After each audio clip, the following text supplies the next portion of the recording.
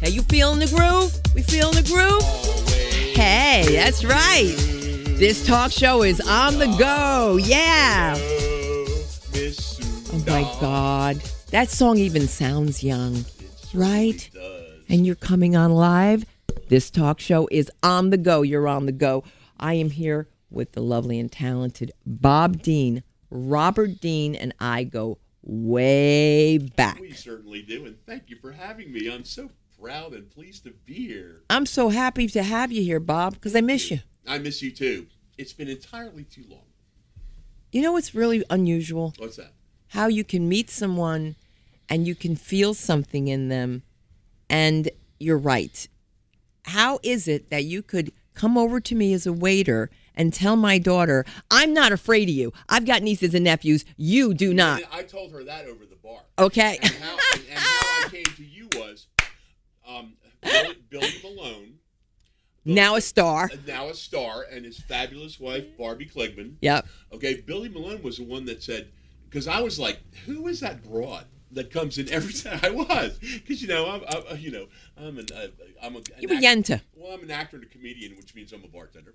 And but you would come in every Saturday night with Mark after your show at the Laugh Factory, and I was like, who's that broad that everybody is just so infatuated with? Because you were fabulous, you come in and because you were cool as hell.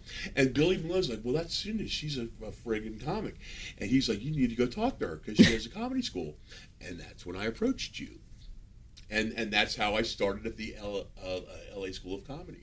Can you imagine? You know what? And I was just telling these young people that the first time, because I'd gone to like the Greg Dean School of Comedy a couple of times, and I was like, but when I came here that first Saturday morning, and there was like, and you're like, get up. And I was like, what?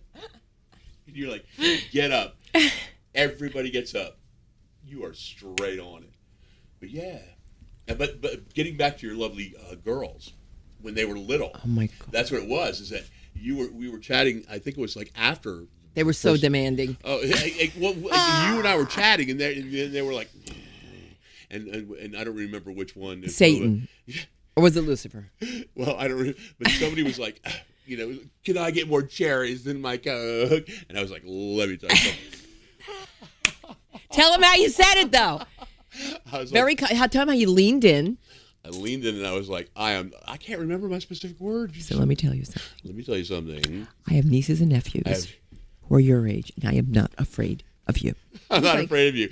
I'm Uncle Bob. Uncle Bob. Watch that rug for you fall, Uncle Bob. Oh, my gosh. Look at me with the rugs. Can you tell we're in Little Persia? Can I say that, or is it racist? No, it's not at all, because let me tell you something. On my podcast, The Bob Dean Show, yay, which originated out of the LA School of Comedy, inspired by you. God bless you. And I know that you listen to every show. If you'll notice, I always give kudos to you. And when we recorded here, I always said, not live and coming from the fabulous LA School of Comedy in beautiful Persian Westwood. And then I'd go, yeah, I said it. You know what? What the hell? What the hell and why? Where do you think it is now, Bob? Look, you were in the service industry for a very long time. Oh, 38 years. Bob, what's going to happen? Are they still going to drink? Oh, geez. I swear to God. I started bartending in 1982. And I cannot believe I'm not in the 12-step program or dead. But, the 9.5 years of Wolfgang's. And, that was like the Cheers of Beverly Hills. That was the Cheers of Beverly Hills, and that was my place. It was a great spot. The point being is that, I took a year off. But with the situation, I don't know when the good old days will be back as far as the bar goes. You think they missed out, these kids, huh? Now they're going to need their phones. They will have to be in a virtual world. They're going to have to walk around and... Bob, they missed it. They did. And the thing about it is, too, is that now, like the high-end restaurants, who knows what the hell's going to happen? Really, it's frightening. And I don't know. I don't think it's frightening. I think it's a wake-up call. I mean, yeah, I know it's petrifying, actually, yeah. Yeah. But I'm saying economically, with this president, I don't know if he's going to let this sit because he doesn't want anything to happen to his money. I don't even want to get political on this. No. But let me tell you something, though, is that... And somebody teach him how to talk, but go ahead. Did you see that thing I put up on Facebook? What? Where it's hilarious. It's this queen. It's Donald Trump, and he's speaking, and it's on the TV, but his hair's blowing, and the guy's got his comb and a blow dryer. Anyway, the point being is that with everything that's going on, this whole coronavirus, everything, all right, what I'm building up to is that even before this health disaster and economic disaster, which is going to put so many small businesses gone. I don't think we're going to see. My brother, Greg Dean, who I love, is the international director of marketing for the Circle K Corporation. The point being is that we were discussing, and he's we are. You mean our new sponsor, Circle K? I had no idea. We are like this, but we're polar opposites. He's right. He's very handsome and very bright, and he keeps his mouth shut. The point being is that we were discussing this before the whole thing started. And I shouldn't quote it, but he was like, he was predicting that he doesn't think that the economic recovery for small businesses will happen for another 10 years, and you can't. It looks like it's going to be a fact to me. Well, it looks like we're going to have to do things so differently. People are getting used to working from home. How are you going to start teaching your bartending, comedy skills together? What a weird world. It's like I said, I love being behind the bar. I've taken a year off. You must miss it, Bob. You're the best. People ask for you all the time. Well, when Wolfgang's closed. And let's just clear this up real quick. Wolfgang Zwiener is the owner of all the Wolfgangs around the world. Not Wolfgang Puck. Not Puck. Wolfgang Zwiener. Of Wolfgangs of Beverly Hills. And it was a great freaking gig, It was man. New York, right in L.A. Fabulous. Nikki Kemp and myself and Juan Acosta and Sasha behind the bar. Everybody. Michael Connolly, the manager. And not even Mikey. And to get into the whole staff and everybody, from front to back, it was a friggin' awesome place. Like I said, I've been in the business for so many years, and that place was like stepping back. Everything was professionally done and run, but we had a blast. I gotta get those pictures of me off that bar. What a night! Who's dancing on a bar? All I know is the next week when I came in, Nikki was like, "We had so much fun." She goes, "You can really dance." And I go, She goes, "You didn't even slip on the bar." I said, "Slip on a bar? Slip on a bar?" I hung on, too.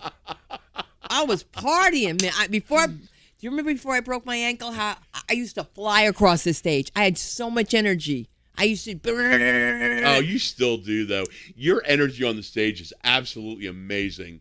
I love friggin' watching you. I love watching you, and I love to go and watch you on YouTube and stuff. I do. You're a friggin' laugh riot, girl. You are. Suna Greenquist, the Black Swedish Jew. She's friggin' hilarious. So then what am I doing here? Making everybody laugh. Because let me tell you guys something. You better laugh. And Bob will tell you about stress. You've been through so much with stress as well. And it is terrible. Yeah, it's bad. It's bad. But you know what was so great is that when you let it out, nothing was bad. Bob killed one night. Let me tell you. He was so mad. I don't know who he came in cussing out. Oh, my God. He was angry. And I was like, oh, my God, I don't know what's going to happen. I've never seen him this angry. And he slayed. It was those girls that were heckling me. And they said, and I told them, I dropped my pants. I said, "You don't think I'll drop my pants?" It was those, with all due respect, the three lovely, hefty African-American girls that were on their phones heckling me.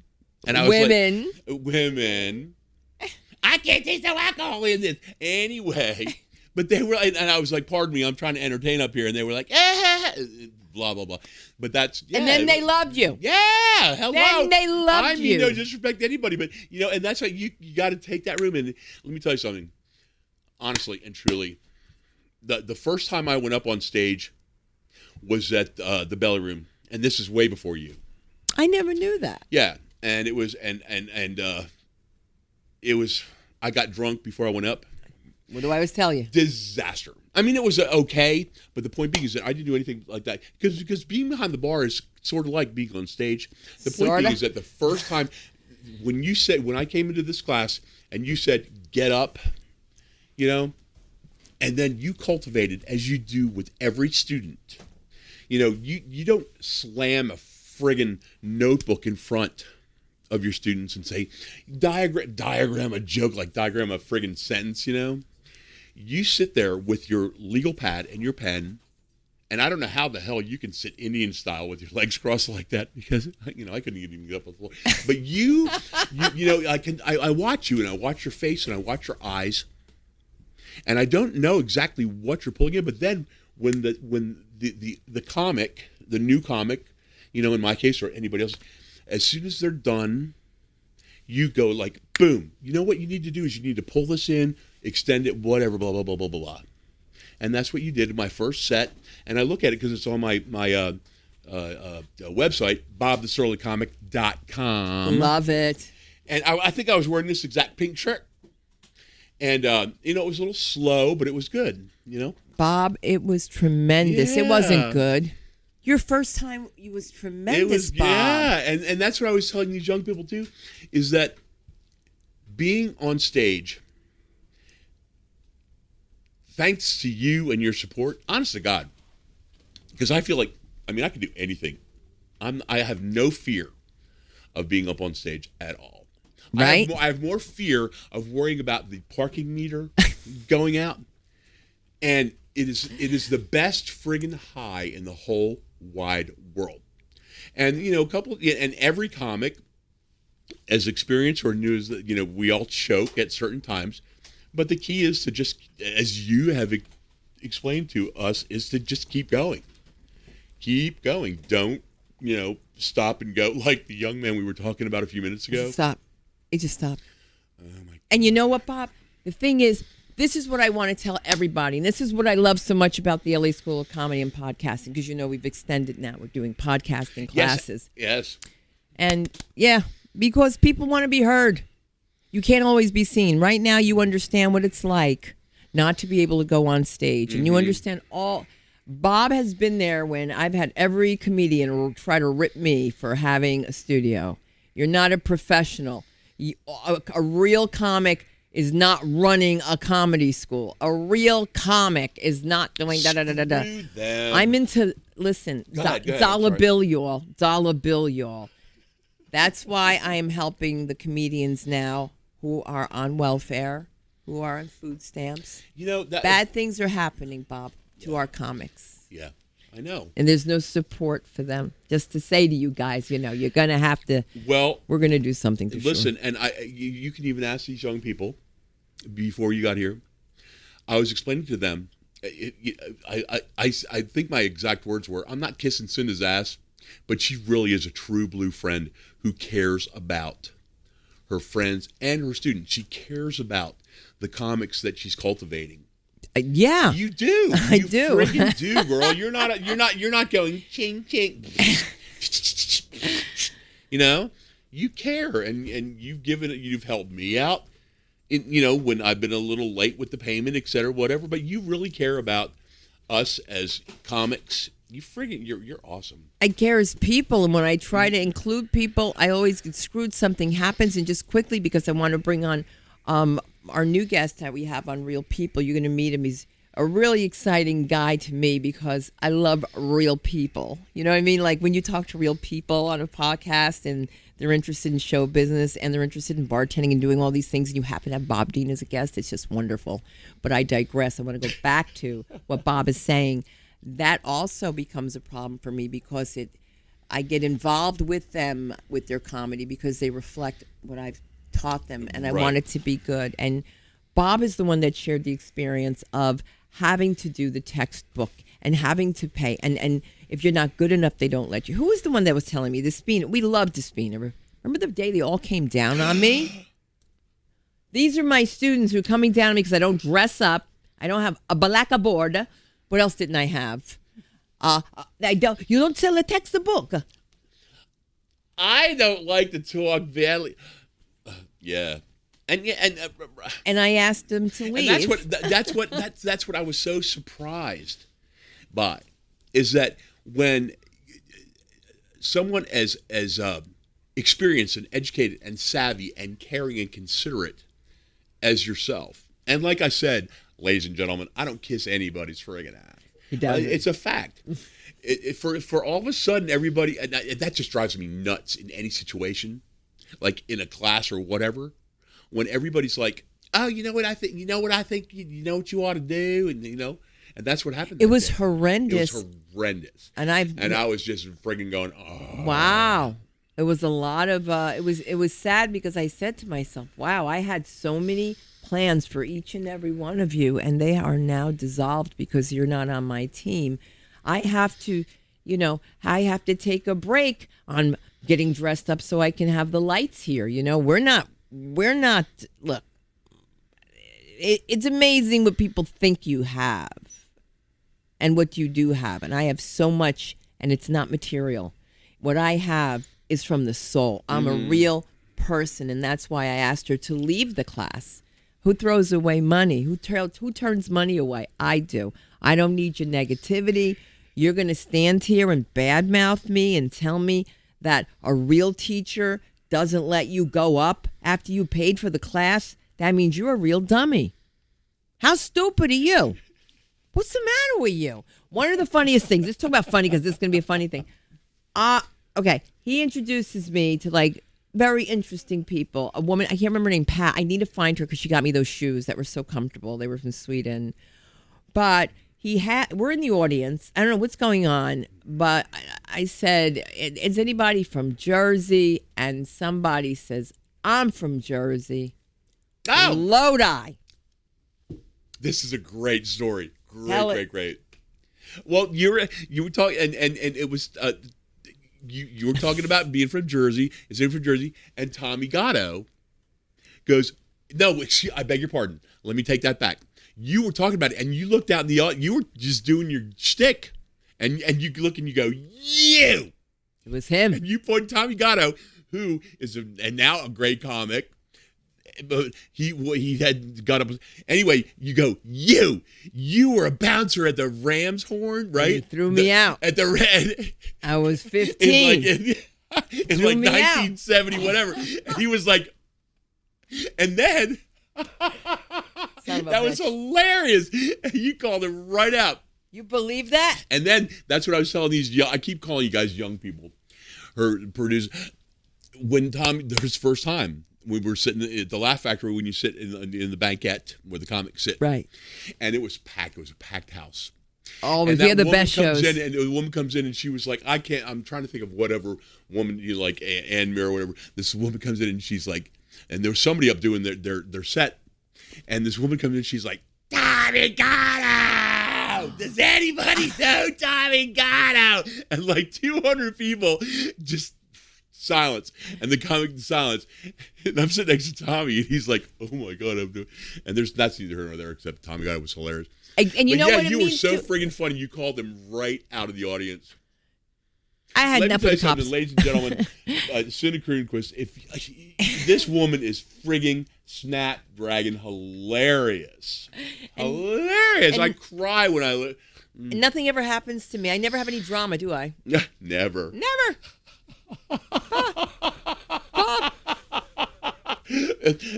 Will you please do me a favor?